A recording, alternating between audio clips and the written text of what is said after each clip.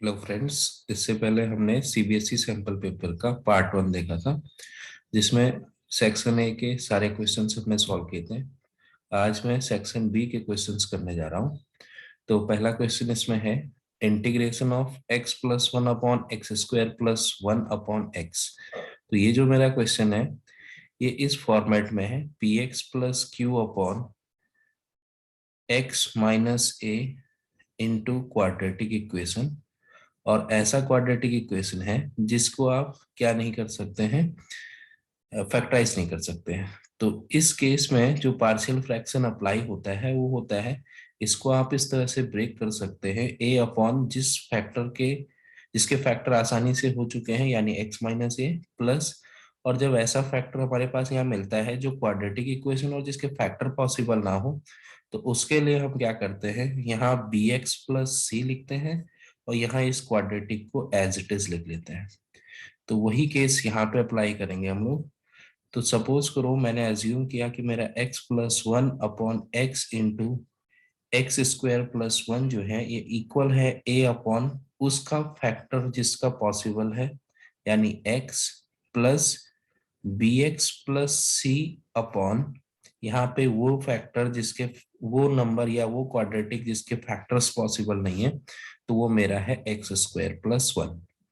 अब फिर से मैं एलसीएम लूंगा, तो ये x+1/x into x² + 1 is equal to a into x² + 1 plus इस x को अगर इधर मल्टीप्लाई करते हैं तो ये बनेगा bx² और ये बन जाएगा cx and whole upon x into x² + 1। अब यहाँ से डिनोमिनेटर दोनों का कैंसिल, ये बनेगा x+1 is equal to ax² + 1 and plus bx² + cx। अब यहाँ b और c के साथ x है, तो आप x की जगह क्या रख सकते हैं, 0। तो जैसे ही x की जगह 0 पुट करेंगे तो ये बनेगा 0+1 a into 0+1 plus b into 0² plus c into 0। So from here a is equal to 1। अब हमें यहाँ से a की वैल्यू 1 मिल गई, मुझे बाकी ये दो वैल्यूज निकालनी है b और c। तो अब देखते हैं b और c कैसे निकालते हैं। तो ये मेरे पास है x+1 is equal to, a की जगह 1 है तो ये बन जाएगा x² + 1। इसमें मैं एक a की वैल्यू रख रहा हूँ और मेरे पास b और c एज इट इज है, तो bx² + cx as it is. अब अगर मैं कंपेयर करता हूँ तो यहाँ जो x² के कोफिशिएंट है वो 1 + b है, इसको मैं 1 + b इंटू x² लिख सकता हूँ। यहाँ cx एज इट इज है और ये मेरा प्लस का 1 एज इट इज है। इस साइड मेरे पास x+1। अब x² का कोफिशिएंट यहाँ पे b+1 है, जबकि इस साइड x² का कोफिशिएंट प्रेजेंट ही नहीं है। तो यानी b+1 की जो वैल्यू होगी वो 0 के इक्वल होगी। क्यों? क्योंकि यहाँ अगर मैं x² का कोफिशिएंट बनाना चाहूँ तो उसको मैं 0x² ही लिखूंगा। तो अगर b+1 0 होगा तो सिंपली b की वैल्यू -1 हो जाएगी। सेकंड केस क्या है कि x का कोफिशिएंट यहाँ पे c है और यहाँ x का कोफिशिएंट 1 है, तो c की वैल्यू डायरेक्टली हमें 1 मिल गई। इस तरह से मुझे दो वैल्यूज मिल गई, c की और b की, और a मैं पहले निकाल चुका हूँ। अब मैं इसको फर्स्ट अज्यूम करते हुए इसमें b, a और c की वैल्यू रख लूंगा।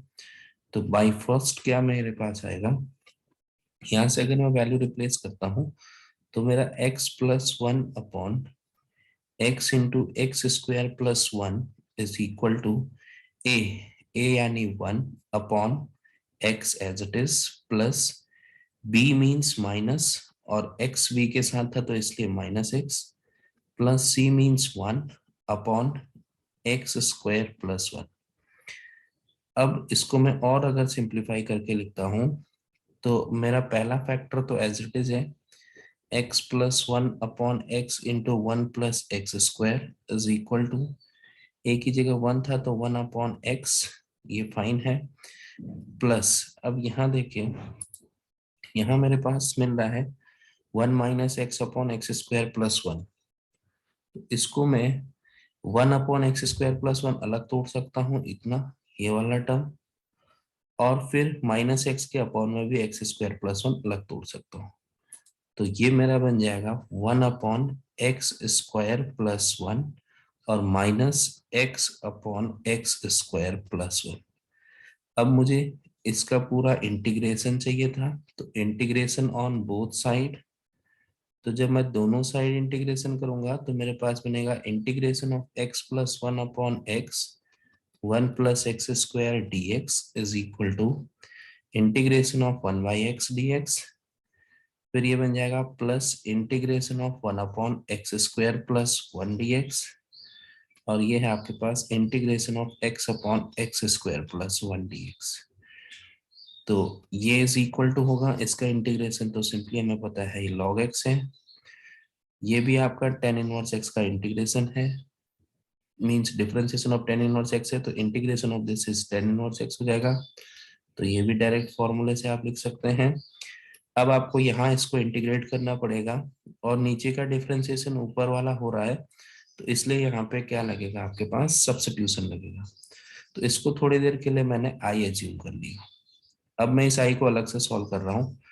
तो अगर मेरा I is equal to integration of x upon x square plus 1 d x है, तो मैं सब्स्टिट्यूशन लगाऊंगा तो नीचे वाली वैल्यू को टी रखूंगा, तो एक्स स्क्वायर प्लस 1 टी है, तो 2x dx की जो वैल्यू आ जाएगी वो dt आ जाएगी। तो यहाँ से x dx जो है वो dt बाई 2 आ जाएगा। तो अब मैं इसमें सब्स्टिट्यूट करूंगा, तो यहाँ पे सब्स्टिट्यूशन जब लगाऊंगा तो i का जो वैल्यू होगा वो x dx की जगह तो आ गया dt बाई 2, और जो नीचे एक्स स्क्वायर प्लस 1 था उसकी जगह आ जाएगा t। तो सिंपली इसका इंटीग्रेशन हो जाएगा 1 बाई 2 लॉग टी, और इसको अगर मैं सब्स्टिट्यूट करूंगा तो 1 बाई 2 लॉग टी की जगह हो जाएगा 1 प्लस एक्स स्क्वायर। तो इसका मतलब आई की वैल्यू मुझे मिल गई, तो मेरा फाइनल रिजल्ट हो जाएगा log x plus tan inverse x minus 1 by 2 log of 1 plus x square, और प्लस सी लास्ट में आप ऐड कर देंगे। तो ये हमारा सॉल्यूशन हो गया इस क्वेश्चन के लिए। नेक्स्ट देखते हैं, ये है हमारा 8th question.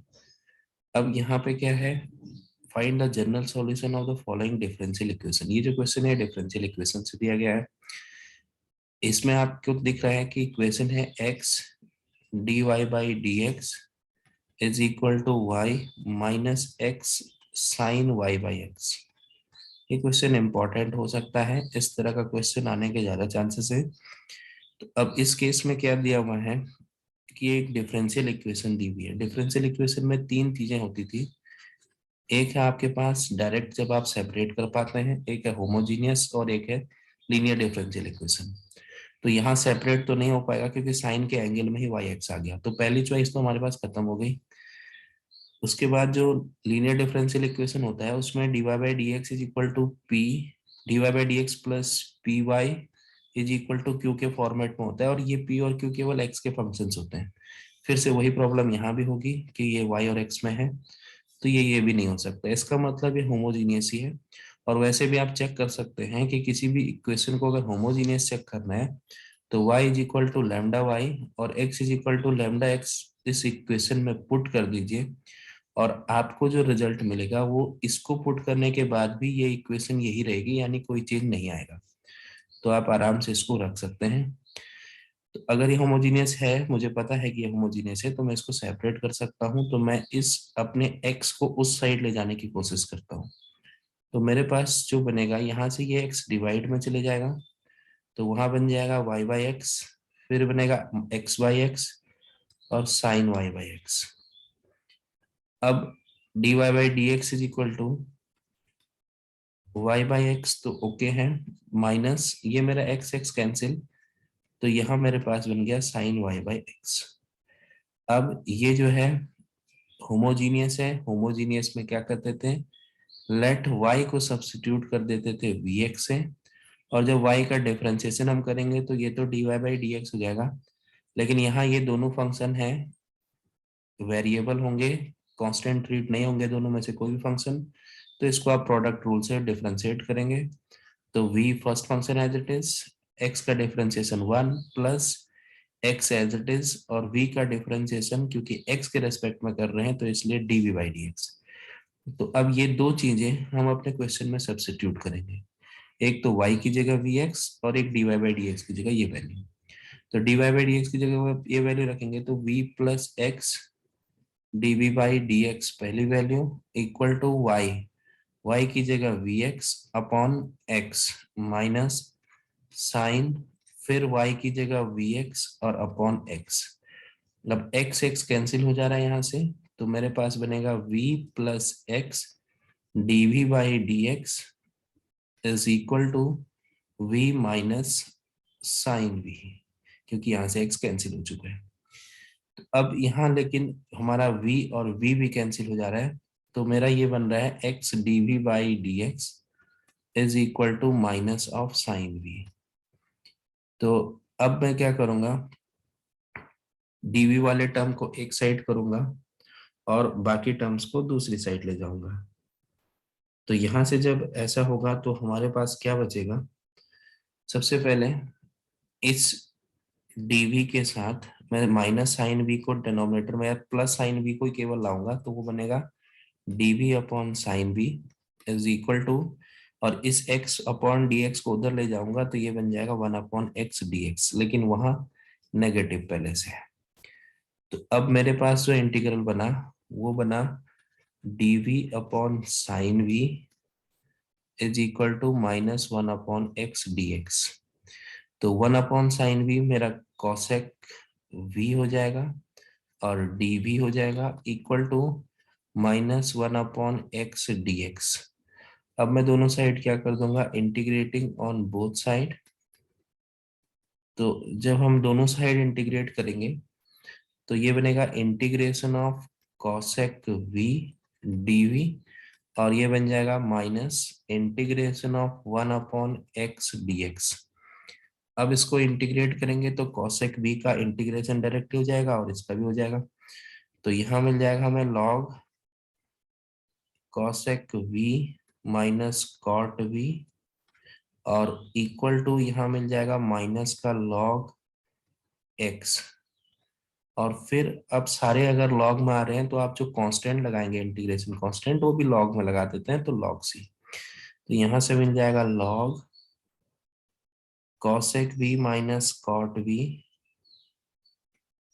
Is equal to, अगर यहाँ पे log a minus log b का फॉर्मूला लगाते हैं तो ये हो जाता है आपका log a b, तो इसलिए ये हो जाएगा log c बाई x।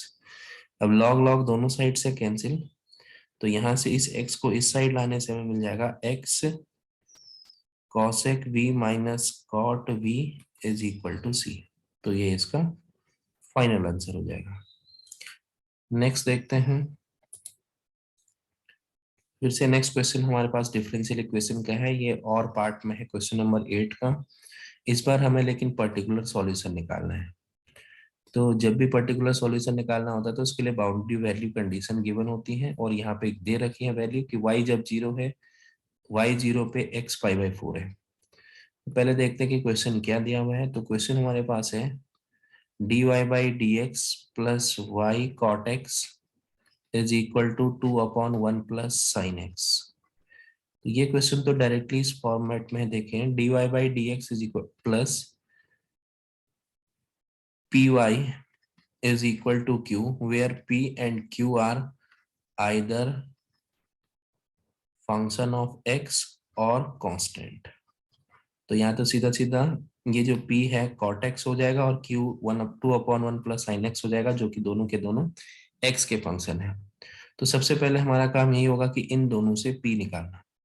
तो p मेरे पास यहाँ से बनेगा cot x और q मेरे पास यहाँ से बनेगा 2 अपॉन 1 प्लस साइन एक्स। अब हम क्या करेंगे कि इसका सबसे पहले क्या निकालते थे, इंटीग्रेटिंग फैक्टर निकालते थे। इंटीग्रेटिंग फैक्टर होता था e to the power integration of p dx।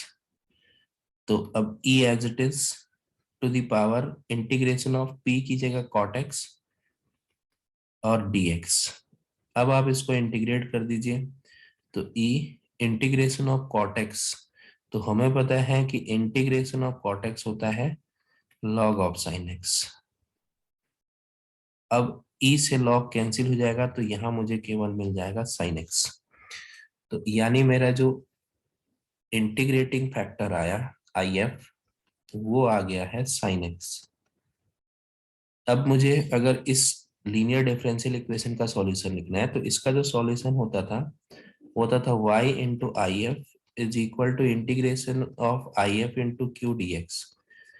तो y into I F means हमारा आई एफ आया है sine x, is equal to, फिर हमारे पास है इंटीग्रेशन ऑफ q, q की वैल्यू है 2/1 प्लस साइन एक्स, और इनटू में मेरे पास आता था इंटीग्रेटिंग फैक्टर जो मेरे पास है साइन एक्स, और फिर dx।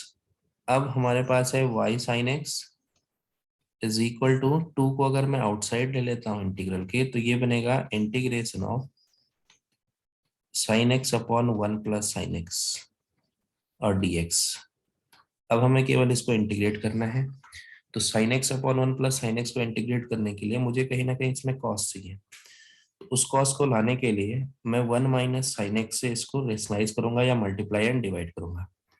तो ये बनेगा मेरा y sine x is equal to 2 integration of sine x, इसको मैंने मल्टीप्लाई कर दिया 1 माइनस साइन एक्स से, तो मुझे इसको डिवाइड भी करना पड़ेगा 1 माइनस साइन एक्स से, और 1 प्लस साइन एक्स वहाँ ऑलरेडी है, तो 1 plus sine x into 1 minus sign x और डी एक्स हो जाएगा। ध्यान रखना ये 2 होल के बाहर से, तो यहाँ बन जाएगा y sine x is equal to 2 integration of, इस साइन एक्स को अगर मैं अंदर ले जाता हूं थोड़ी देर के लिए, तो या तो मैं इसको अंदर ऐसा लिख सकता हूं sine x minus sine square x और upon 1 minus sine square x और dx।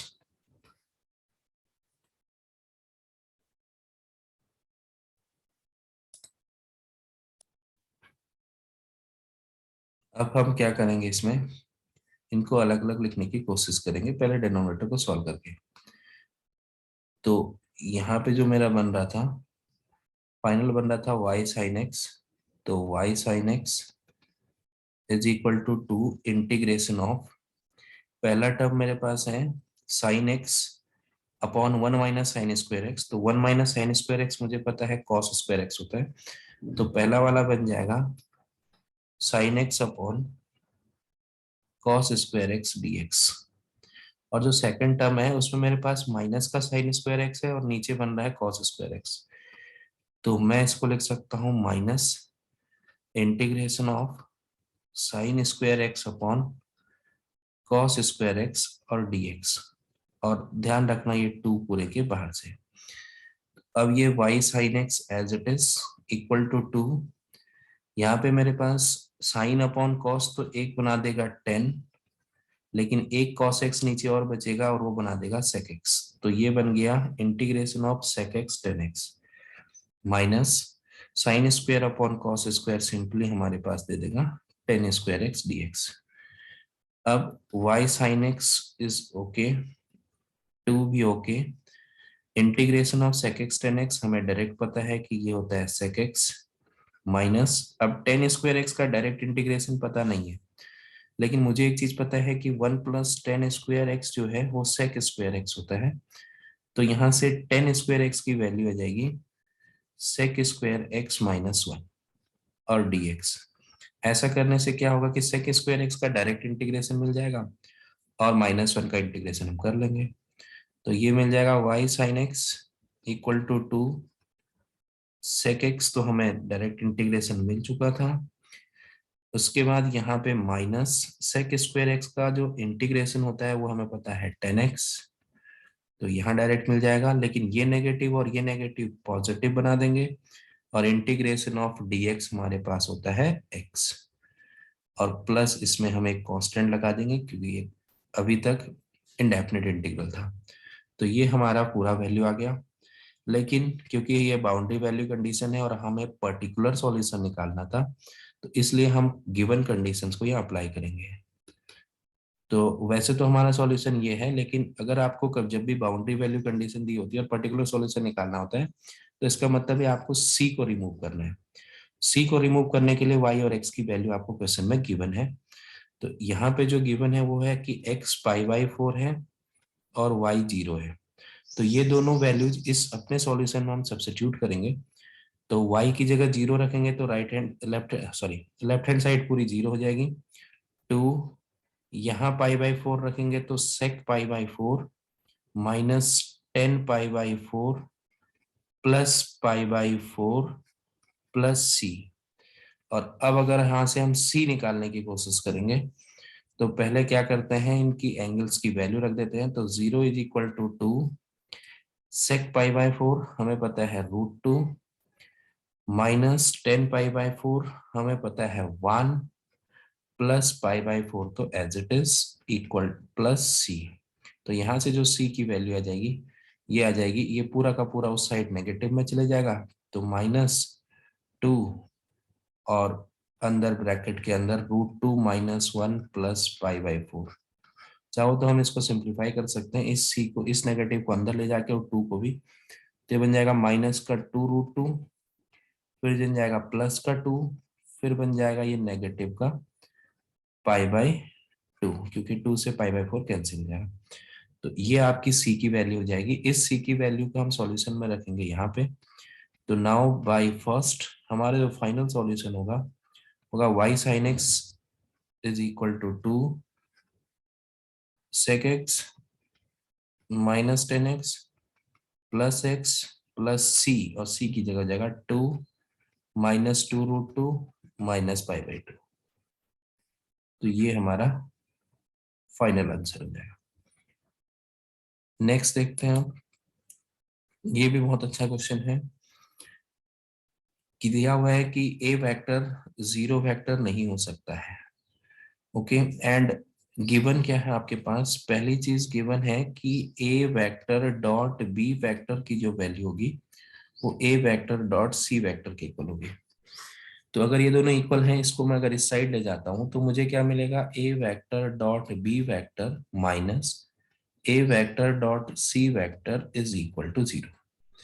अब इन दोनों में से मैं ए कॉमन ले सकता हूं, तो ए वेक्टर बाहर, अंदर बनेगा B vector minus C vector, लेकिन ध्यान रखना बीच में डॉट था इसलिए डॉट लगेगा, डिस्ट्रीब्यूटिव प्रॉपर्टी और इक्वल टू 0। अब अगर दो वेक्टर का डॉट प्रोडक्ट 0 है, तो ये तभी पॉसिबल हो सकता है जब या तो ये दोनों वेक्टर अलग अलग तरीके से 0 हो। तो ए तो 0 हो नहीं सकता है, ये तो ऑलरेडी गिवन है क्वेश्चन में, यहाँ पे ए 0 नहीं होगा। इसका मतलब या तो B vector minus C vector 0 होगा, और एक चीज और होती है कि दो वेक्टर का डॉट प्रोडक्ट 0 तभी पॉसिबल होता है, आइदर दोनों में से कोई 0 हो, या फिर इनका जो ये जो दो वेक्टर्स हैं ये दोनों एक दूसरे के परपेंडिकुलर होना चाहिए। क्योंकि परपेंडिकुलर के केस में डॉट प्रोडक्ट 0 इसलिए आता है क्योंकि cos 90 आपका 0 हो जाएगा। तो यहाँ पे क्या है, इसका मतलब ए वेक्टर परपेंडिकुलर भी हो सकता है B vector minus C vector के। तो यहाँ से मैं डायरेक्टली नहीं कह पा रहा हूँ कि बी माइनस सी 0 के इक्वल होगा, क्योंकि जब बी माइनस सी 0 के इक्वल होगा तो डायरेक्टली आपका बी और सी आपस में इक्वल आ जाएंगे। यही आपको प्रूफ करना है, लेकिन आपके पास यहाँ दूसरी कंडीशन भी है। तो मैं डायरेक्टली इन दोनों कंडीशन से ये नहीं कह पाऊंगा कि बी डायरेक्टली सी के ही इक्वल होगा। उसके लिए आपको एक और चीज गिवन है, वो क्या है, सपोज मैंने इसको फर्स्ट रिजल्ट अज्यूम कर लिया, इसको सेकंड रिजल्ट अज्यूम कर लिया।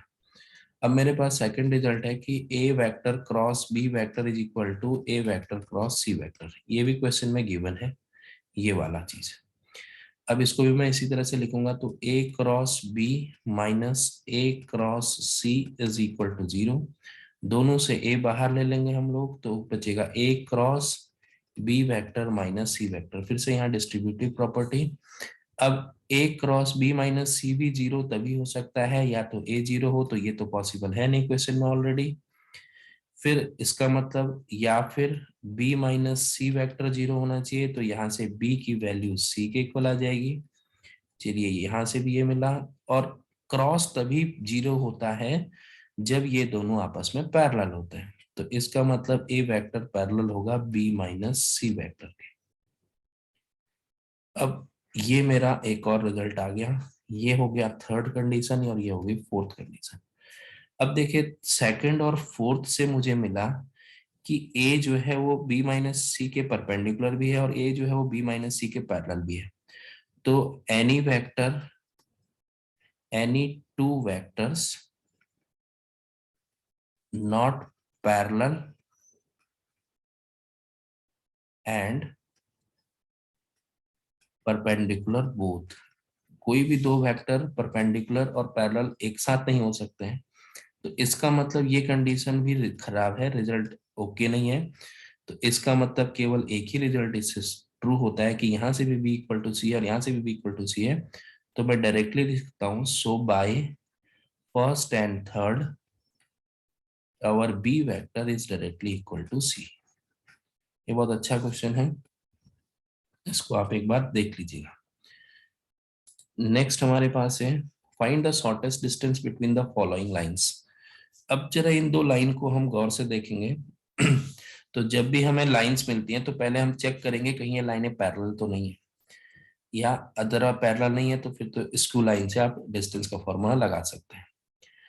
तो इसके लिए आप क्या करेंगे कि जो इसका b1 और b2 है उनको चेक करेंगे। तो यहाँ पे जो b1 वेक्टर है मेरा वो है 2i प्लस जे प्लस के, और जो मेरा b2 वेक्टर है, आपको पता है किसी भी लाइन की इक्वेशन होती है r is equal to a plus lambda times of B.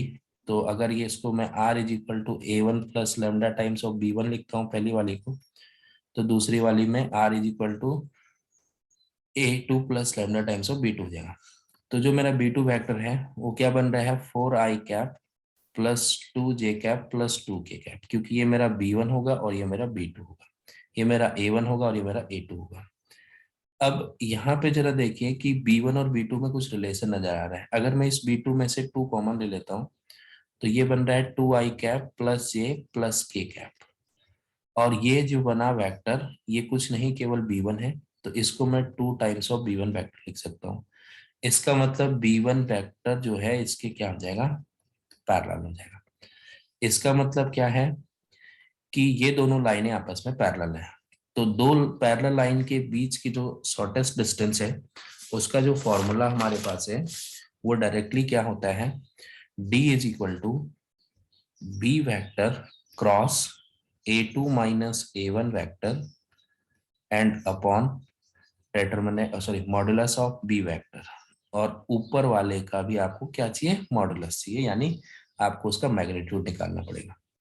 अगर वैसे शॉर्टेस्ट डिस्टेंस होता है स्क्यू लाइंस का तो यहाँ पे आप b1 क्रॉस b2 लिखते हैं, लेकिन क्योंकि ये दोनों पैरेलल हैं तो इसलिए ये फॉर्मूला यहाँ एप्लीकेबल होगा। इसको आप नोट करके रख सकते हैं। अब हमें पहले a2 माइनस a1 और b वेक्टर का क्रॉस चाहिए।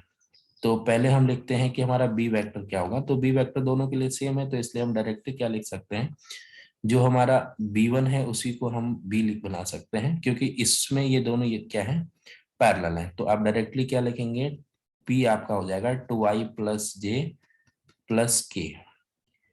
उसके बाद a2 माइनस a1, तो अगर मुझे a2 माइनस a1 बनाना है तो मेरा a2 था i plus J plus 2k, तो ये हो जाएगा i plus J plus 2k और माइनस a1, यानी ये हो जाएगा आपके पास i प्लस जे माइनस के।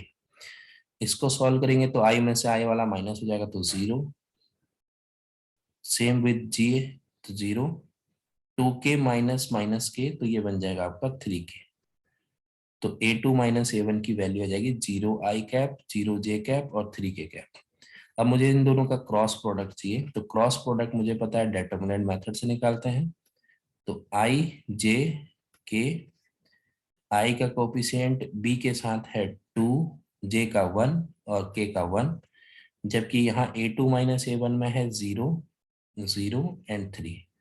तो ये जो मेरा निकलेगा यहाँ से ये निकलेगा b vector cross a2 minus a1 vector. इसकी वैल्यू हमें यहाँ चाहिए इसलिए मैं इसको रख रहा हूँ। अब इसको सॉल्व करेंगे तो i कॉमन, फर्स्ट वाला रो फर्स्ट कॉलम कवर, तो 3 1 या 3 और 0 से इसको करेंगे तो कोई दिक्कत ही नहीं है, तो ये 3 रह जाएगा माइनस जे, फिर इसको कवर करेंगे तो 2 3 जा 6, तो ये हो जाएगा 6, और ये वाले में 0 है तो इसलिए दिक्कत ही नहीं है। लास्ट वाला आपके पास प्लस ऑफ के, तो इसको और इसको कवर करोगे तो 2 0 0 एंड 0, तो यहाँ पे आ जा रहा सीधा सीधा 0। तो ये बन जाएगा 3i cap minus 6j cap plus 0k cap. अब इसका भी मैग्नीट्यूड चाहिए, तो magnitude of b vector cross a2 minus a1 vector is equal to हो जाएगा square root of 3 square 9 plus 6 का स्क्वायर 36, तो ये हो जाएगा आपके पास √45। तो √45 तो हमारी वैल्यू आ गई B cross a2 minus a1 की। अब मुझे बी का मैग्नीट्यूड भी चाहिए, तो जो बी मैग्नीट्यूड हो जाएगा, यहां से जो मेरा मैग्नीट्यूड ऑफ बी निकलेगा वो है आपके पास बी वेक्टर है, बी वेक्टर था 2i प्लस जे प्लस के, तो 2i प्लस जे प्लस के, जो आपका बी वेक्टर गिवन था वो 2i प्लस जे प्लस के था। अब इसका मैग्नीट्यूड चाहिए, तो इसका मैग्नीट्यूड हो जाएगा 2 का स्क्वायर 4 प्लस इसके कोफिशिएंट का स्क्वायर 1, इसके कोफिशिएंट का स्क्वायर 1, तो ये मेरे पास आ जाएगा √6।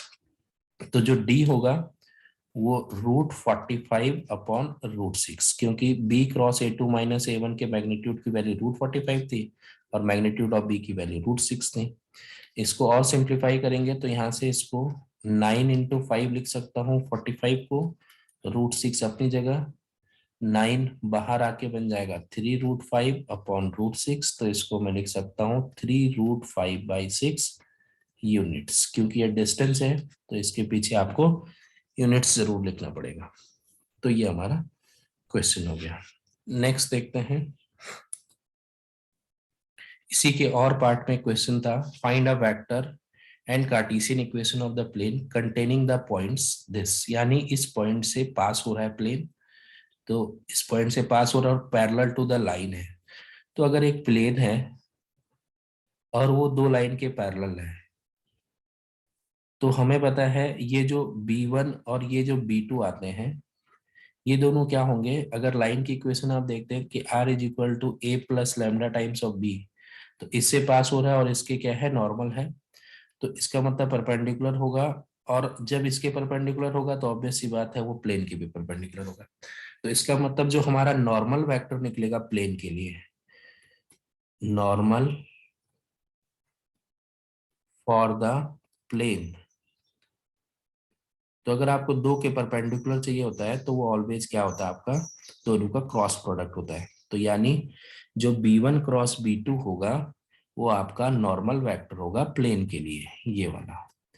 तो अब आपको पहले B1 B2 लिखना पड़ेगा, तो B1 आपको पता है यहाँ पे कितना है, R is equal to a plus lambda times of B से कंपेयर करेंगे तो B1 हमारा निकलेगा 2i minus 3j plus 2k, और B2 निकल जाएगा हमारे पास i minus 3j plus k। आप देख रहे हैं इस बार ये दोनों आपस में पैरेलल नहीं है, तो इसकी कोई दिक्कत नहीं है। अब आप इससे B1 क्रॉस B2 निकालेंगे, वो आपका नॉर्मल वेक्टर निकल जाएगा n वेक्टर, और पासिंग थ्रू दिस है तो a तो आपको ऑलरेडी दे रखा है, तो आप इक्वेशन ऑफ प्लेन आराम से निकाल सकते हैं। तो पहले B1 क्रॉस B2 निकालते हैं, तो B1 क्रॉस B2 फिर से वही क्रॉस प्रोडक्ट निकालने के लिए आपको डिटरमिनेंट मेथड यूज करना होता है, i j k। B1 में i के कोफिशिएंट थे 2 माइनस 3 एंड 2, B2 में थे 1 माइनस 3 एंड 1। इसको सॉल्व करेंगे तो i कवर -3 इंटू दिस, तो -3 माइनस ये वाला नेगेटिव में आ रहा है माइनस का 6, लेकिन माइनस पहले से तो +6, minus j first row second column cover 2 1 जा 2 -2 प्लस के।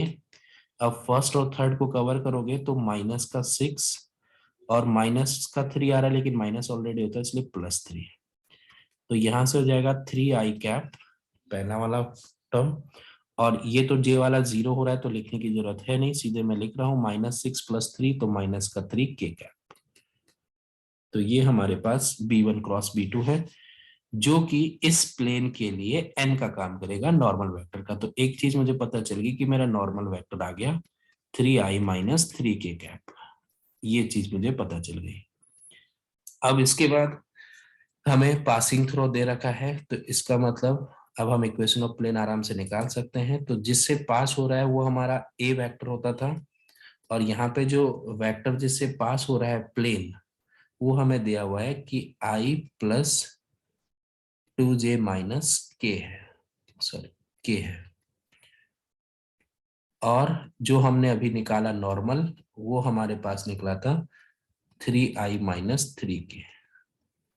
अब हम क्या करेंगे, इक्वेशन ऑफ प्लेन लगाएंगे। तो इक्वेशन ऑफ प्लेन होती थी r vector minus a vector dot n vector is equal to 0, passing through a and normal n vector. तो r, इसको अगर मैं और सिंप्लीफाई करूं तो ऐसा लिख सकता हूं r dot n vector minus a vector dot n vector is equal to 0। तो यहाँ r तो एज इट इज रखते हैं, n वेक्टर की जगह वैल्यू रखेंगे तो 3i माइनस 3k हो जाएगा, माइनस a आपके पास है i प्लस 2j माइनस के इस केस में, और इसका डॉट प्रोडक्ट n के साथ, तो n है हमारे पास 3i माइनस 3k। अब डॉट प्रोडक्ट निकालने के लिए क्या करते थे, i को i से, j को j से, k को k से। तो ये बन जाएगा r dot 3i minus 3k minus, अब यहाँ इंटू करेंगे तो i का i से यानी 1 इंटू 3 हो जाएगा, और 2 माइनस 3 तो माइनस का 6 हो जाएगा। सॉरी, के वाला इंटू होगा, जे तो यहाँ पे प्रेजेंट ही नहीं है तो 0 होगा, -1 इंटू -3 +3 हो जाएगा इक्वल टू 0।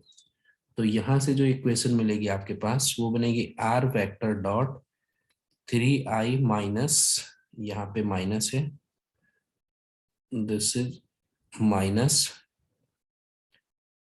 3k, और ये बन जाएगा -6 इज इक्वल टू 0। इसको और सिंप्लीफाई करके लिखते हो तो r dot 3i minus 3k is equal to 6। ये आपकी वेक्टर इक्वेशन है। लेकिन क्वेश्चन में पूछा था वेक्टर और कार्टेशियन दोनों। तो अब कार्टेशियन इक्वेशन निकालने के लिए आपको क्या करना पड़ेगा, दो तरीके होते हैं, या तो आप डायरेक्टली निकाल दीजिए जैसे प्लेन की इक्वेशन निकालते थे कार्टेशियन में, x minus x1 y minus y1 z minus z1 के साथ a b और c इंटू करके प्लस कर देते थे, या फिर आप यहां से भी कर सकते हैं कि इस r वेक्टर की जगह थोड़ी देर के लिए आप xi प्लस वाई जे प्लस जेड के रिप्लेस कर दीजिए, और डॉट 3i माइनस 3k। ये है conversion of vector form into Cartesian form. तो यहां से भी आप निकाल सकते हैं, तो यहां से आपको डायरेक्ट आंसर मिल जाएगा। अब x वाले को i से करेंगे तो ये हो जाएगा 3x, y को y से करेंगे लेकिन है ही नहीं y, तो कट जाएगा 0। उसके बाद जब आप इसमें k वाले को k से करेंगे तो 2 इंटू -3 आपके पास दे देगा, सॉरी ये z इंटू -3 आपके पास दे देगा माइनस का 3z, और इक्वल टू है 6। अगर आप इसको कॉमन लेके सॉल्व करने की कोशिश करते हैं तो फिर से क्या आ जाएगा आपके पास, 3 कैंसिल आउट हो जाएगा थ्रू आउट, तो ये बन जाएगा आपके पास x minus z is equal to 2। तो ये इसकी वेक्टर सॉरी कार्टेशियन इक्वेशन हो गई। इस तरह से निकाल सकते हैं, चाहे तो आप इसका यूज कर सकते हैं, a x minus x1 plus b y minus y1 plus c z minus z1। तो इसमें क्या करेंगे, ए बी सी की वैल्यू रखेंगे, ए बी सी होंगे नॉर्मल के डी आर्स, नॉर्मल के डी आर से देखिए 3x माइनस x1 यानी पासिंग थ्रू पॉइंट में i का कोफिशिएंट तो होगा 1, प्लस b में है नहीं तो 0 हो जाएगा सीधा सीधा, y माइनस y1 यानी 2, और प्लस c, इसमें -3 है तो यहाँ पे c की जगह -3, और z माइनस z1, तो z1 जो होगा मेरे पास इस बार माइनस का 1 है तो मैं माइनस माइनस यहाँ कर दूंगा +1 और इक्वल टू 0। अब आप क्या करेंगे, इसको इंटू करेंगे तो 3x माइनस 3, ये वाला तो 0 है तो इसको जब अंदर ले जाएंगे तो ये 3 इंटू जेड, तो ये तो बना देगा माइनस का 3z, और फिर यहाँ माइनस का ये हो जाएगा आपके पास माइनस का 3 इंटू दिस, तो माइनस का 3 इक्वल टू 0। तो यहाँ से बनेगा 3x minus 3z minus 6 is equal to 0। तो यहाँ से बनेगा 3x minus 3z is equal to 6। तो सिंपली यहाँ से भी मिल गया x minus z is equal to 2। तो आई फील कि यहाँ से कन्वर्जन आप डायरेक्टली कर सकते हैं, ये ज्यादा इजी होता है। अगर आपको नहीं समझ आता कन्वर्जन करना तो आप इसका भी यूज कर सकते हैं, दोनों में से किसी में भी आपको मार्क्स मिल जाएगा। तो ये था आपका section B CBSE sample paper का। नेक्स्ट स्लाइड में हम डिस्कस करेंगे सेक्शन सी को। तब तक आप इन दो सेक्शंस को जरूर सॉल्व कर लीजिए। ये सीबीएसई पैटर्न का क्वेश्चन है, इसमें आपको पता चलता है कि किस तरह से क्वेश्चंस को पूछा जाएगा। तब तक के लिए आप बने रहिए चैनल के साथ। थैंक्स।